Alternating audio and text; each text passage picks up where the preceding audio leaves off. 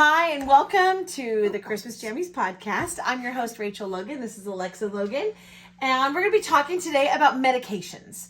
So there are 6 medications actually that we're going to talk about today. 3 different drug classes, and then 2 drugs in each class. So let's just jump right into it. Let's start off with the one that I'm most familiar with, and that is antibiotics. Yeah. Let's address amoxicillin and ciprofloxacin. All right. Tell me what other names might we know them by? So you already know their generic names. Their brand names would be like Moxitag and Ciprorexar, respectively. Okay. But ciprofloxacin alongside with Ciprorexar could be Siloxan or Cetrexol. Okay. And what are the indications for these drugs? Why would you use them? If you have a bacterial infection. So amoxicillin is going to focus more on infections like pneumonia, gonorrhea, syphilis, meningitis, diphtheria, sinusitis, bronchitis. It seems to be a lot of respiratory as well as a couple of STDs. And then it'll also focus on like osteomyelitis, staphylococci, streptococci, E. coli, and salmonella. Mm-hmm. Okay. And how about And then- ciprofloxacin? Yeah, that one is going to focus on, or it's going to attack a bit of a broader range. It'll focus on more of the body with like UTIs, gonorrhea, chlamydia, upper respiratory infections, infectious diarrhea. That was kind of funny. Mm-hmm. Bone and joint infections, ophthalmic infections, gum and tooth infections, a much broader Interesting. range of body systems. And so thinking of dosage and administration, are these typically oral medications? Yeah, most of the medications are going to have that in common today, is that they're all pretty much going to be oral. They can be done intramuscularly or intravenously, but they're best prescribed orally. Okay. And when I was doing my research, they were mostly described as being prescribed orally and Okay. administered. What side effects? I don't always think of side effects with something like amoxicillin that I've taken so many times in my life, but I'm sure there are some side effects. So what could you expect? Diarrhea, headache, vomiting, nausea, some mild versions of that.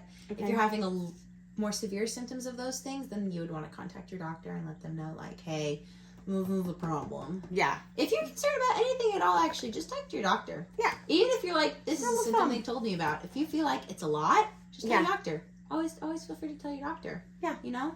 That should be your default, right? Yes, it is better to tell your doctor about your worries than to live in fear Yeah. and possibly let it be an adverse reaction, something you Exactly. can't live with. Are the side effects going to be similar for ciprofloxacin? Pretty similar, yeah. Ciprofloxacin has all of those, plus they've observed rashes Okay. with people who take it sometimes. So Okay. if you have Must be a side a effect. little rash, you're okay. Now I also wanted to ask you about contraindicators, but before I do, what is the difference between a side effect and a contraindicator? A contraindicator will be like a reason you shouldn't take that medication. A side effect is something that they've observed happen Okay. with patients taking it. Okay. So it's like when they were doing their trials, they noticed, oh, this happened a lot, but it's something people can live with, it's fine. And then contraindications are like, this person can't take this because of this. Interesting. Like a contraindication would include hypersensitivity. If you're allergic to that medication, don't take the medication. You Okay. don't need anaphylaxis. Yeah, we don't need that. And then that kind of plays into some more contraindications. Like if you're on amoxicillin, you should be avoiding anticoagulants, live typhoid, allopurinol, probenecid. Okay. What does patient education look like then when someone is prescribed amoxicillin or ciprofloxacin? Always take your whole medication. Mm-hmm. Don't stop taking it when you feel better. Try not to skip doses. A lot of people do that. They stop as soon as they feel better. Yeah. Save it for next time they're sick. Yeah, that was a big generational thing. Yeah. People used to do that a lot. But that allows bacteria to get used to it. And then also, and then mutate, superbugs, relapse in your own condition. And then also, if you're taking ciprofloxacin, there is a risk of tendonitis or tendon rupture. Oh, with ciprofloxacin? Yes. Interesting. Okay. Yeah. I feel like that's something that you would definitely need to know.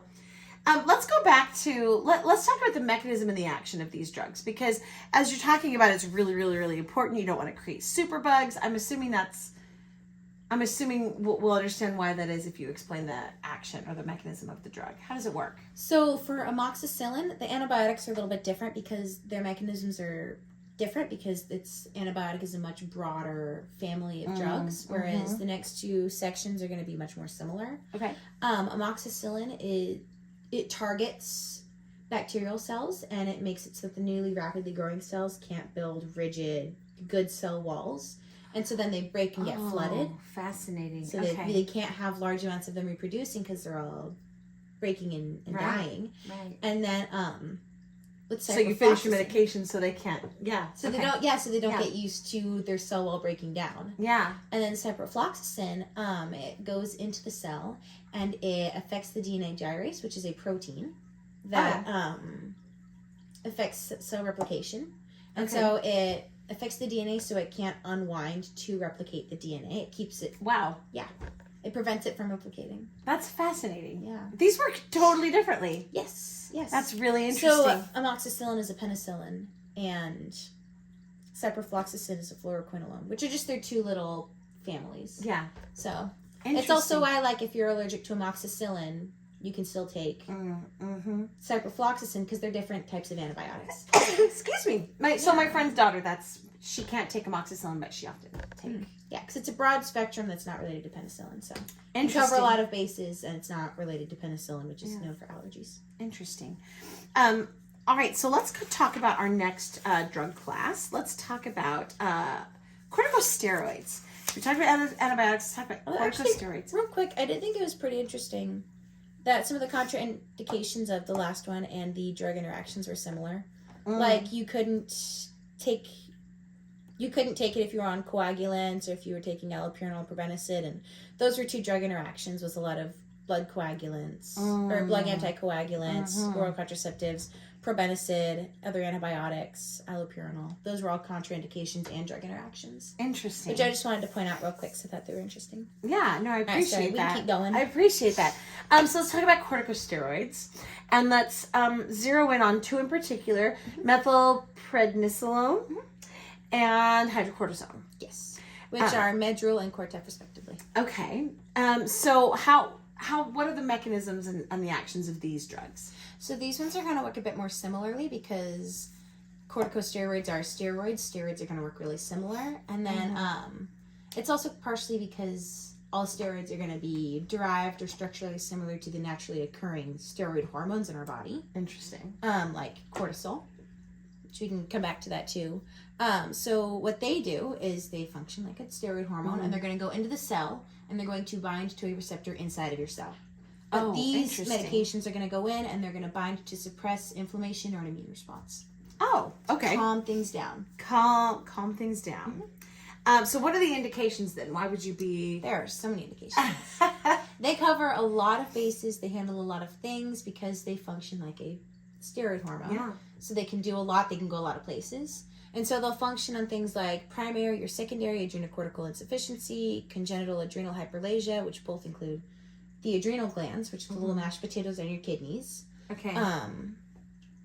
That I believe produce cortisol. There's so many glands, and there's so many glands within glands that produce so many different things. So it's hard to keep track, but yeah. And then it'll also be like in adjunctive therapy for psoriatic arthritis, rheumatoid arthritis, ankylosing spondylitis, bursitis, nonspecific tenosynovitis, osteoarthritis, epicondylitis, a lot of itis, yeah. So that itis suffix means inflammation or infection, which corticosteroids work to suppress. Yeah. So fascinating. they kind of work like antibiotics in that they help with an infection and that they are like suppressing something reacting too much.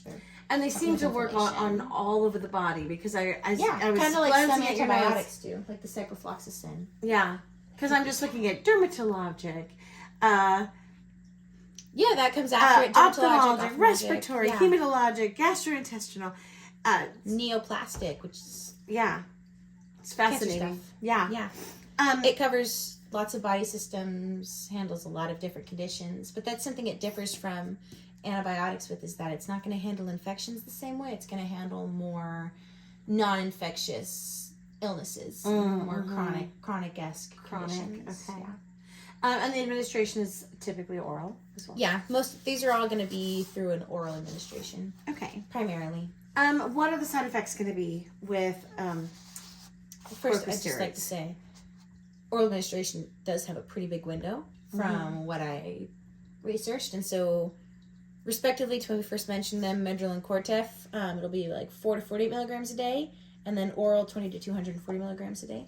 Because we just heard how many different conditions it can cover, and there's definitely more that I wasn't able to fit or find totally. And so it just depends on the person, the condition, severity, physician. Tons of factors will play into that. Okay. Yeah. And what would be the... But then, going into the side effects, contraindications. If you're taking them, chances are you could have an increased appetite, which will lead you to eating more, which is going to lead to other things like irritability, mood swings, acne. You know, we just had Thanksgiving, so I had a lot of unique foods that have caused breakouts. And then all of the weight gain, and then also because there's a hormone in your body now, can lead to a Cushington-like state. What's that? It's an endocrine condition. Okay. That basically what we're looking at with this is that with the Cushington state, lots of adipose tissue on your stomach, a moon face, a bit of a buffalo back. Yeah. Interesting. And then it can also cause or it can have an effect with diabetes. Diabetes can be a side effect or the worsening of current diabetes. We know someone who struggled with that because of steroids, although it had an interesting effect because it didn't cause weight gain. It just destroyed her pancreas. But pancreas is an endocrine gland. So yeah. And then also it has a lot of effects with mental health problems. Lots of recognizable mental health problems, and then increased risk of infections like chicken pox, shingles, measles. So you really have to be wary around those people, which is also a patient education. You have to tell them, hey, look out for these people and these things because you're at a higher risk with these. Interesting. So what drug interactions do you need to be concerned about if you're taking a corticosteroid such as Medrol or Cortef? Anticoagulants, anticonvulsants, diabetes medications, anti-HIV medications or antiretrovirals, and then some vaccinations and non-steroidal anti-inflammatory drugs.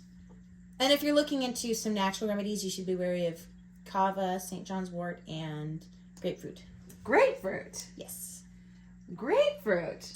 It allows more drug into the blood, and so then you have more or worse side effects. Oh, interesting. So now there's more of that drug in your blood. So we often think we can take natural things and without having to worry about drug interactions, and that's really interesting. The St. John's wort surprised me, but the grapefruit just throws me completely. Affects your mental state. Interesting. That's fascinating. All right. So, what does patient education look like then for someone who has been prescribed corticosteroid? Take the medication as prescribed. Please don't take too much, too little. Be alert for signs of adverse reactions. So, if one of the contraindications that we missed was glomerulonephritis. Oh, wait, that's the kidneys. I'm sorry. Thrombocytopenia purpura. Thrombocytes are in your blood. They have a lot to do with coagulation. They're one of the main activators in coagulation. So anticoagulants is an important drug interaction to take note of. So people need to, keep track of adverse reactions that could possibly be happening, potentially because of a contraindication or whatnot. Avoid the use of tobacco, alcohol, aspirin, caffeine. Any of those things could antagonize a medication and cancel it out, or they could exacerbate something. And so, Interesting. And then carry or wear a medical alert ID stating that you're on corticosteroid therapy, because again, if maybe you have some sort of blood condition that was pre-existing and you're on corticosteroid therapy and you're in an emergency situation where you can't speak for yourself, they need to see that medical alert so they don't give you an anticoagulant. Or if you're having another issue, like maybe you're epileptic or something and you're on corticosteroid therapy and you convulse, they shouldn't give you an anticonvulsant contraindication. Right. Yeah.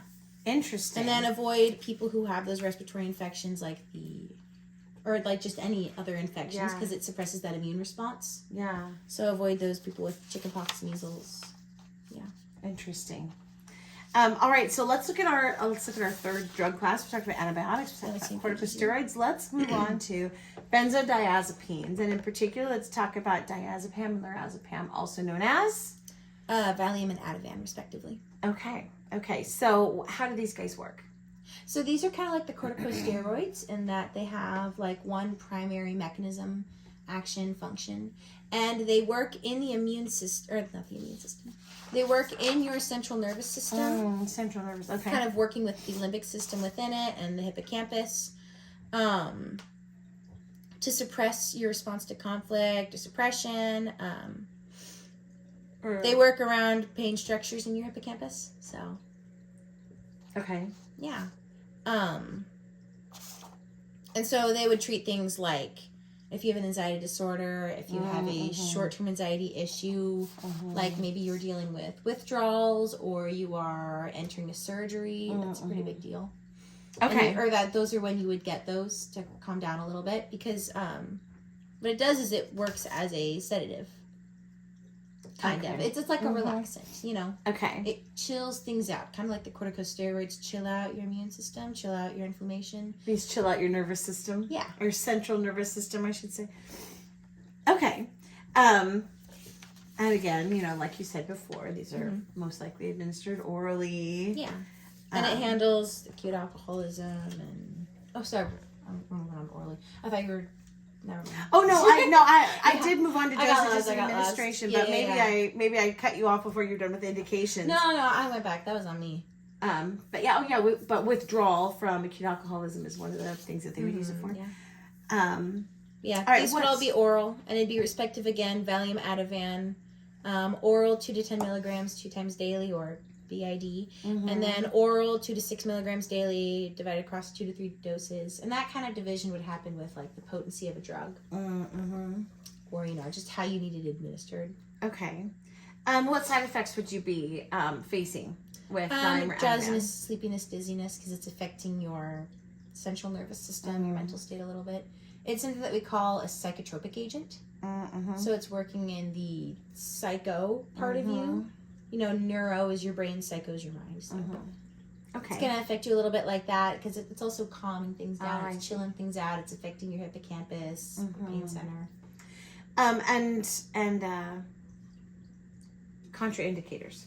Hypersensitivity really is the big one. I couldn't find a lot of other ones. That's the theme. All three of these: hypersensitivity. What drug interactions do you need to be concerned about when taking Valium and Ativan? I can imagine that there are some pretty big ones here. Other central nervous system depressants, like antidepressants or monoamine oxidase inhibitors. And then also antipsychotic agents like phenothiazines. And you also want to be wary of your barbiturates, opioids, alcohol.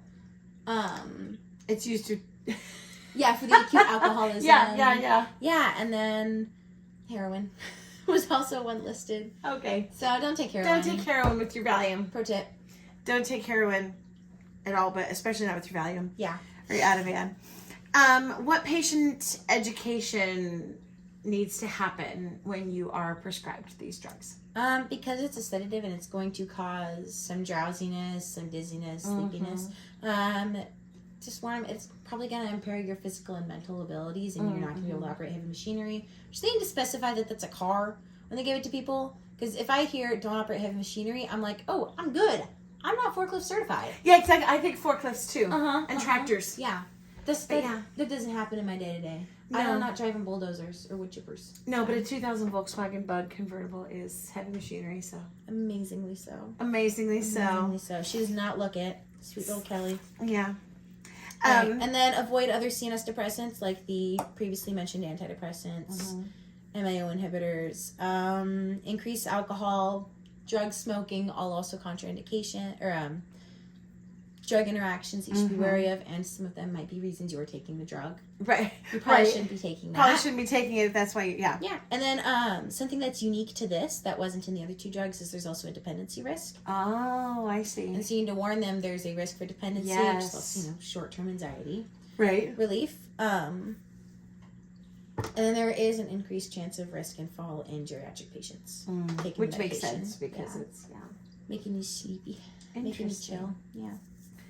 Alexa, this discussion has been so fascinating about antibiotics and corticosteroids and benzodiazepines. Is there anything else before we say goodnight to our Christmas Jammies podcast? Is there anything else that you'd like to add, or anything that you would like to cover regarding these 3 classes of drugs? These 6 Kind of wanted to drugs. say again, I sprinkled it out, but it's just interesting to look at their relationships to each other. Benzodiazepines are the only psychotropic agents. They're the ones affecting your mind. Antibiotics are the only ones targeting an infectious disease. Corticosteroids are the only ones kind of derived from your naturally occurring hormones. Yeah. But they all could work together for someone struggling from a severe infection, which I think is pretty interesting. They could help with inflammation. They could help targeting the infection. They could help calming the patient if it's a super severe, really intense infection. They all had the primary use of oral administration. And then 2 of them were for non-infectious diseases. Yeah. Things that could that be more interesting, chronic too. conditions too. So, yeah. Made me realize, we don't have a lot of treatments for infectious diseases in comparison to all of the other treatments we have. All the other therapeutic... For other chronic things that happen, yeah. Yeah. Fascinating. Alexa, this has been a really interesting discussion about these 6 drugs and their therapeutic uses and yeah. what you got to be wary of. Yeah. I really appreciate your time. Thank you again for joining us for the Christmas Jammies podcast. We did a great job. Episode 1 was 38 minutes, so 39. 39 minutes. So we're doing better. So we're doing better. We're doing better.